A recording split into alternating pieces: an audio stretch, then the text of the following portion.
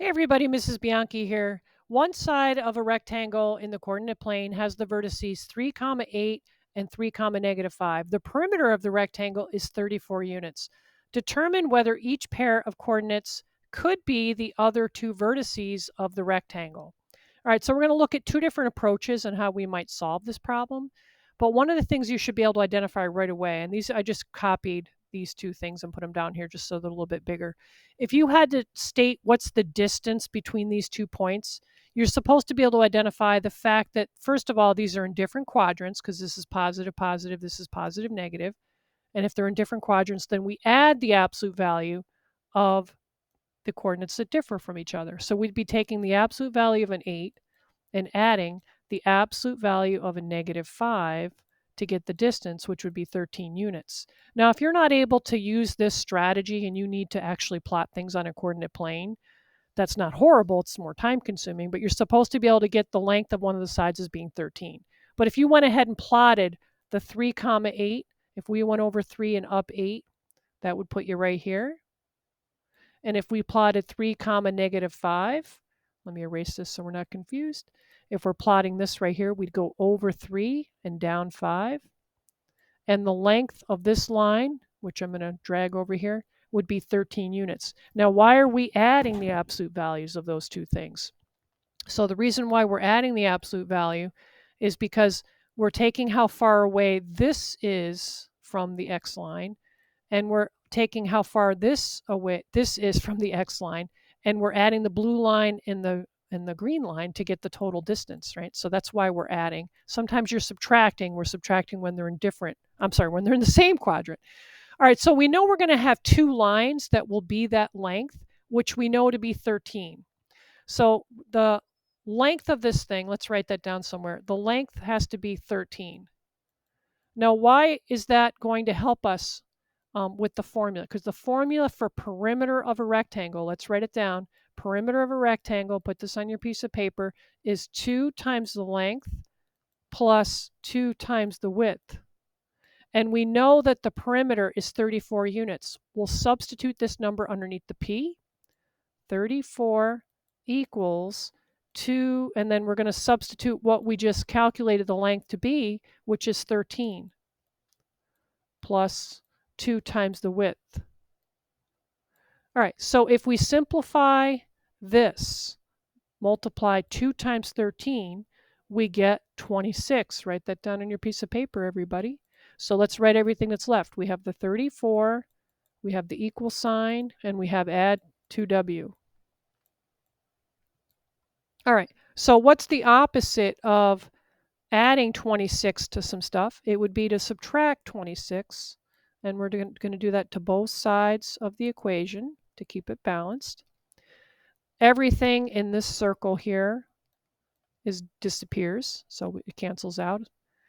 And we have to do the math of 34 minus 26, and let's bring down the 2w. All right, so we have to rename. You can't take 6 away from 4, so we'll rename. This becomes a 14, and 14 minus 6 is 8. So we have 8 equals 2 times some number that will represent the width. The opposite of multiplying a variable by 2 is to divide it by 2. 2 divided by 2 is 1, so in other words, that cancels out. 1 times w is w. And 8 divided by 2 is 4. All right, so here's what we know. We know the width is 4. So what does that mean? If this is representing the length of it, we can either go to the right 4, so see how that's 4 units long, see 1, 2, 3, 4, or we could go to the left 4. So let's start by going to the right 4. Now, if I'm going to the right 4 from that point, from that first red coordinate, then I can go right 4 from the other one, and then I can complete my rectangle. So we have to ask ourselves, what is this as a coordinate, and what is this as a coordinate? So let's look and figure out what the coordinates are. So if we start at the origin and figure out what's the coordinate of this blue dot, we would go over 7 and up 8. Over 7 and up 8, that represents that coordinate, right? To get to this So in fact, let me put an arrow so we see that. To get to this blue dot, we would go over 7 and down 5. Doesn't that match this right here? So this answer would be a yes. Now, something I want to show you. We went to the right 4. Now, to the right 4, I'm just going to click and drag this and move it over here for a second. Going to the right 4, that's an x coordinate thing. So this is the x and this is the y. Remember, x, y. So we went to the right, we added 4 to the x. We can add 4 to the x.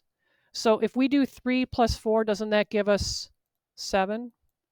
And we didn't go up or down, right? So that stayed the same. Isn't that what we got here? And if we do 3 plus 4, that gives us 7. And we didn't change the y, so that stays the same. So doesn't that match what we have here? So you can use that strategy. Now, if you go to the left 4, then you're not adding 4, you're subtracting 4. You're subtracting 4. So that means that if we come up with our new coordinates, if we just take 3 and subtract 4 from it and just leave the 8, so it's going to be something comma 8, something comma 5, or negative 5. But let's make sure we understand what those values are by actually looking at it. So if I go to the left 4, go left 4, and let's move this over here now. And I'll use green, what is the ordered pair for this dot and this dot? So let's talk about what this dot is. So this would be go left 1 and then up 8. Left 1 and up 8. So that matches with this dot right here. And this coordinate, or ordered pair here, we would go left 1 and down 5. That's left 1 and down 5. So this matches up with that point right there. So far, what do we have as yeses? This one, -1, 8, -1, -5. And for the blue dots, which we did earlier, we had a 7, 8 and a 7, -5. Now again, if we did 3 and subtracted 4 from it, we would get the -1. 3 minus 4, or 3 added to a -4 would give us this. And that's the same thing here as well. So if you understand this idea of right, left, and up and down, you can just apply that to the ordered pair and come up with your new ordered pair rather than plotting and doing all this business that you see here on the screen. But if this doesn't make sense to you, what I have here in this box, then you really should go ahead and plot. Grab a coordinate plane. If you don't have one, just Google one and put it on one of those Jamboards and start plotting. All right, so in short, what are the answers here and why? So let me erase all this mess because we have a lot. We figured out that the width had to be 4, and we knew that the length of this line here is 4 units, so we can go to the right to form our rectangle, or we can go to the left to form our rectangle. Now, the other ones, if you were to plot these points on the coordinate plane, just to show you where they would be, if I was to plot the 2 no's, and I don't even have room to plot that. If I were to go over 11 and up 8, that would put me like over here. And if I did 11, -5, that would put me like over here somewhere. And the length of that line would not be 4, it would be some other, so that wouldn't give you a perimeter of 34. And the same would be true for this. If I were to plot a -5, 8, that's over here. And if I were going to plot a -5, 5, and remember, the original line was this line right here. See that the distance between this dot and this dot, these two has to be 4, and that's not 4. That's definitely too long. The distance between these two dots is not 4, so that's a no.